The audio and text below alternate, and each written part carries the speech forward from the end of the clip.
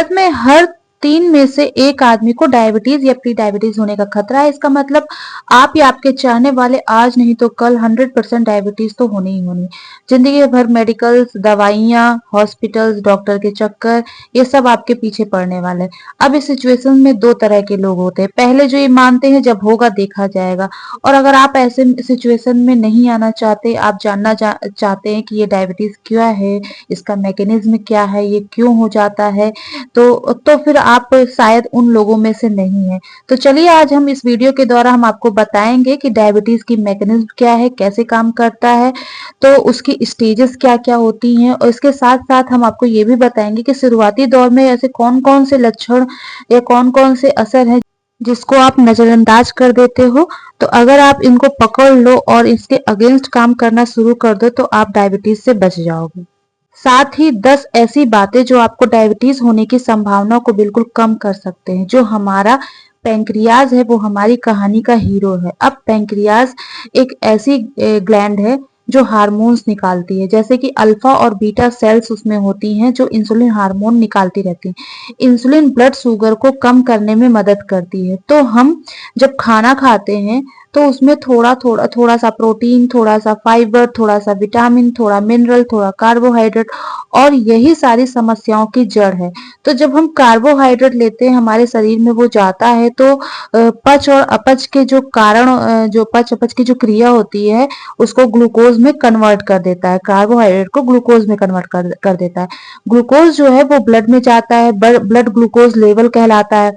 अब जो पैंक्रियाज बैठा है उसको पता चल जाता है कि ग्लूकोज ब्लड में आ गया है, तो अब वो अपने पास से इंसुलिन भेजता है। एक ग्लूकोज मॉलिक्यूल को एक इंसुलिन पकड़ लेता है और वो सेल्स के अंदर कोशिकाओं के पास ले जाकर के खड़ा कर देता है। इंसुलिन दरवाजा खटखटाता है, सेल दरवाजा खोलती हैं और वो इंसुलिन ग्लूकोज को सेल के अंदर भेज देता है। ऐसा करने के बाद जो ब्लड होता है वो ग्लूकोज, ब्लड में जो ग्लूकोज है कम हो जाता है। ऐसे सारी इंसुलिन सारे ग्लूकोज को ले जाती हैं, सेल्स के अंदर ढकेल देती है, सेल्स के अंदर भेज देती है, जिसकी वजह से ब्लड में ग्लूकोज कम हो जाता है और ग्लूकोज वहां पे यूटिलाइज हो जाता है। अब वहां सेल्स के अंदर जाकर के ग्लूकोज एनर्जी प्रोड्यूस करता है जिसको बाद में यूज करते हैं। तो ये पूरा जो सिनेरियो है इस टाइप से काम करता है।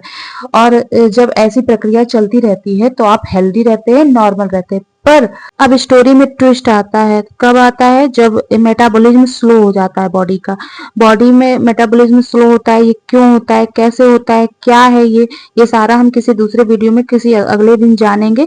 बस आप इस वीडियो में इतना जानिए कि जब मेटाबॉलिज्म स्लो होता है तो बॉडी का विसरल फैट जो है वो जमा होने लगता है। बॉडी के में जो पेट के चारों तरफ का एरिया है वहां चर्बी जमा होने लगती है। फैट की वजह से जो सेल्स होती हैं वो अपने अंदर ग्लूकोज को लेना बंद कर देती हैं। तब ग्लूकोज जब इंसुलिन को भेजता है सेल्स के पास, तो जब ग्लूकोज को सेल अपने अंदर लेने से इनकार करने लगता है, मना करने लगता है, उस स्टेज को बोलते हैं इंसुलिन रेजिस्टेंस। सेल्स जो हैं वो अपने अंदर ग्लूकोज को लेना बंद कर देती हैं, जिसकी वजह से पैंक्रियाज और ज्यादा इंसुलिन निकालने लगता है अपने अंदर से। और ऐसा करते करते एक ऐसी स्थिति आती है कि पैंक्रियाज के पास इंसुलिन खत्म हो जाता है, क्योंकि इंसुलिन रेजिस्टेंस की वजह से ज्यादा इंसुलिन की जरूरत पड़ने लगती है। एक ग्लूकोज मॉलिक्यूल को सेल में के अंदर भेजने के लिए इंसुलिन बहुत ज्यादा लगने लगते हैं। तो ब्लड में ग्लूकोज तो अभी तो नॉर्मल है, लेकिन एक ऐसी स्थिति में एक समय ऐसा भी आता है जब इंसुलिन जो है पूरे ग्लूकोज को भी नॉर्मल नहीं कर पाता। जैसे ग्लूकोज थोड़ा, उस समय पे क्या होता है कि ज्यादा इंसुलिन लगने लगता है ग्लूकोज को सेल के अंदर भेजने के लिए, तब सारा इंसुलिन उसी में यूज हो जाता है और कुछ ग्लूकोज रह जाता है जो कि सेल के अंदर नहीं जा पाता और वहीं से लीक कर जाता है और ब्लड में आ जाता है। ऐसी स्थिति में ही बिगड़ जाती है और धीरे धीरे पैंक्रियाज के पास इंसुलिन तो खत्म हो गया और ब्लड में भी ग्लूकोज लगातार बढ़ता जा रहा है, और ये स्टेज होती है डायबिटीज की। डायबिटीज में जो है वैसे 3 स्टेज होती है। फर्स्ट स्टेज होती है इंसुलिन रेजिस्टेंट, जहां बहुत सारा इंसुलिन लगता है ग्लूकोज को अंदर ढकेलने के लिए, फिर भी आपका ब्लड ग्लूकोज नॉर्मल रहता है। सेकेंड स्टेज होती है प्री डायबिटीज, जहां पर ज्यादा इंसुलिन लगता है उतने ही अमाउंट ऑफ ग्लूकोज अंदर ढकेलने के लिए मतलब बहुत ज्यादा इंसुलिन की जरूरत पड़ती है। यहाँ पर थोड़ा सा ग्लूकोज लीक होने लगता है और आपके ब्लड में आ जाता है। थर्ड स्टेज होती है डायबिटीज, जहाँ पे इंसुलिन जो है कम पड़ जाता है पैंक्रियाज में, मतलब इंसुलिन कम पड़ जाता है, पैंक्रियाज भी थक चुका होता है इंसुलिन भेजते भेजते। इसमें क्या होता है कि इंसुलिन जब नहीं मिलता ग्लूकोज को कंज्यूम करने के लिए, तब ब्लड ग्लूकोज लेवल बहुत ज्यादा हो जाता है। तो ये स्टेज होती है डायबिटीज की। आमतौर पे देखा जाए तो इंसुलिन रेजिस्टेंस से प्री डायबिटीज कन्वर्ट होने में 5 से 6 साल लग जाते हैं और प्री डायबिटीज से डायबिटीज कन्वर्ट होने में 3 से 4 साल लग जाते हैं। डिपेंड करता है आप अपनी लाइफस्टाइल कितनी खराब जी रहे हैं। इंसुलिन रेजिस्टेंस से डायबिटीज तक जाने में 10 साल लग जाते हैं, और अगर आप इंसुलिन रेजिस्टेंस को ही समझ ले, एक हेल्दी लाइफ जीने लगे, तो आपको डायबिटीज कभी नहीं होगा। अब जानेंगे इंसुलिन रेजिस्टेंस डायबिटीज सिम्टम्स होते क्या हैं।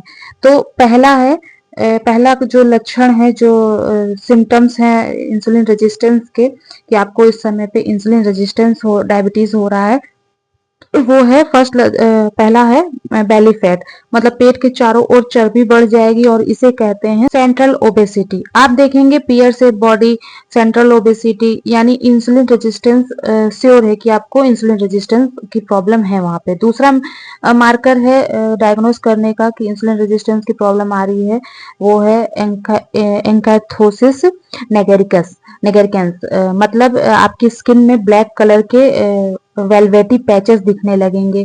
ये उन जगहों पर होता है जहां पर स्किन फोल्ड्स होते हैं, जैसे गर्दन, आर्मपिट में, चेस्ट के नीचे, जांघों में, और मतलब ये ब्लैक कलर के पैचेस आपको, साथ ही साथ छोटी छोटी गांठें यानी स्किन टैग्स भी हो सकती हैं। तीसरा लक्षण है जैसे कि बहुत ज्यादा थका थका सा लगना, थकावट आपको फील होगी, फटीग लगेगा।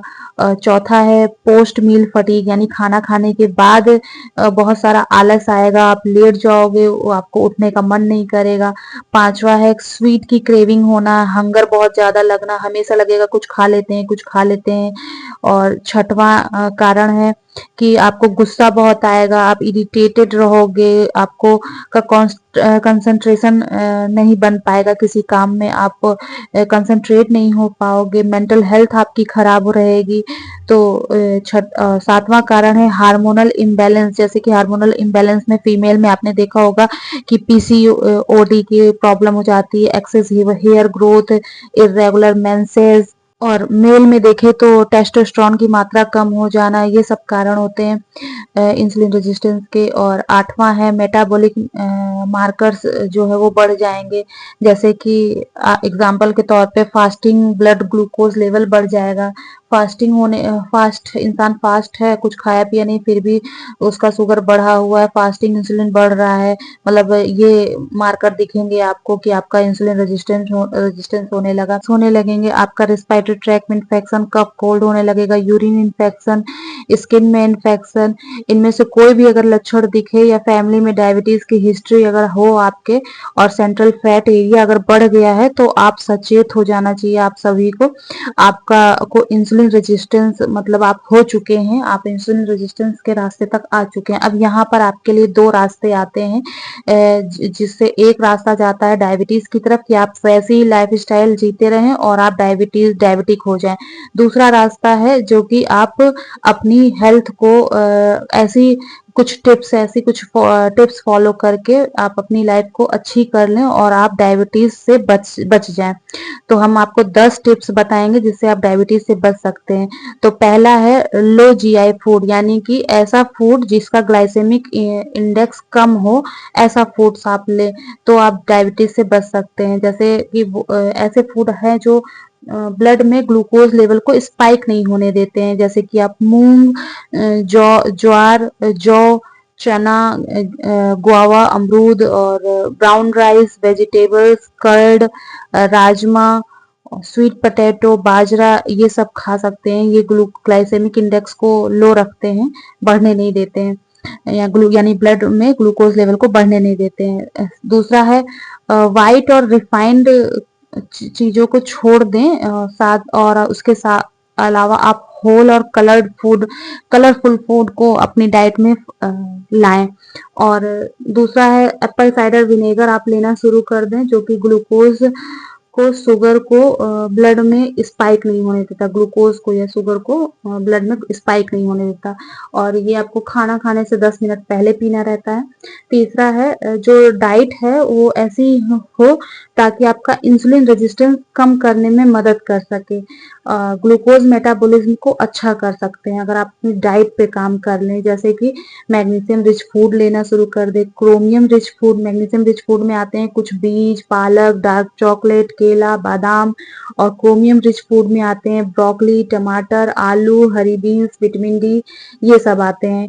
और चौथा है इंटरमिटेंट फास्टिंग ट्राई करके, इंटरमिटेंट फास्टिंग से आपकी इंसुलिन सेंसिटिविटी को बढ़ाती है, जिससे आपको डायबिटिक होने के खतरे कम हो जाते हैं। पांचवा है डाइट में हेल्दी फैट होना बहुत जरूरी है, ओमेगा 3 फैटी एसिड्स होना आपकी बॉडी में बहुत जरूरी है, जैसे कि इंसुलिन सेंसिटिविटी को जो बढ़ाते हैं। साथ ही साथ मोनो अनसेचुरेटेड फैटी एसिड्स होते हैं जो लिपिड प्रोफाइल को अच्छा रखते हैं। छठवां है स्ट्रेस या तनाव को आप मैनेज कर लें, यानी कि अगर स्ट्रेस बढ़ेगा तो कॉर्टिसोल बढ़ेगा, कॉर्टिसोल बढ़ेगा तो बेली फैट बढ़ेगा, बेली फैट बढ़ेगा, विसरल फैट बढ़ेगा और डायबिटीज हो जाती है। इसलिए आप अपने स्ट्रेस को कम करके आप अपनी डायबिटीज को मैनेज कर सकते हैं, आप डायबिटीज से बच सकते हैं। और इसके लिए आप मेडिटेशन कर सकते हैं, म्यूजिक मेडिटेशन सुन सकते हैं, डीप ब्रीदिंग कर सकते हैं, योगा कर सकते हैं, एक्सरसाइज कर सकते हैं। सातवां है आप अपनी नींद को अच्छा रखिए। अगर आप 7 से 8 घंटा सोते हैं, बॉडी को रिफ्रेश दूसरे दिन हर दिन रिफ्रेश करते रहते हैं, तो भी आपकी हेल्थ के लिए बहुत अच्छा है, आपको डायबिटीज होने से कोसों दूर रखेगा। आठवां है आपकी डाइट हेल्दी होनी चाहिए, यानी कि आप ऐसी डाइट लें जो आपके बॉडी में एक्सेस फैट ना होने दे, और एक्सेस फैट है तो उसको डिक्रीज करें, यानी कि आप कम कैलोरी वाले फूड को अपनी डाइट में शामिल करें। और लगभग 5 से 10% अगर आप फैट अपना डिक्रीज करते हैं तो आपको इंसुलिन रेजिस्टेंस से सिग्निफिकेंट आराम मिल सकता है। नौवां है फिजिकल एक्टिविटी। लगभग 5 दिन आप फिजिकल एक्टिविटी अगर करते हैं तो भी आप फिट रह सकते हैं, जैसे उसमें आप एरोबिक एक्टिविटी शामिल कर सकते हैं। 10वां है प्रोसेस्ड फूड, पैक्ड फूड को एकदम बंद कर दे, इसका इंटेक एकदम बंद कर दे। तो आज का वीडियो आपको कैसा लगा आप कमेंट में जरूर बताइए, और अगर इससे रिलेटेड आपकी कोई क्वेरी हो तो भी आप कमेंट में हमसे पूछ सकते हैं, हम आपको इसका जवाब जरूर देंगे। तो उम्मीद है आपको वीडियो पसंद आया होगा, तो वीडियो को लाइक करें, शेयर करें और चैनल को सब्सक्राइब करें। Okay, thank you.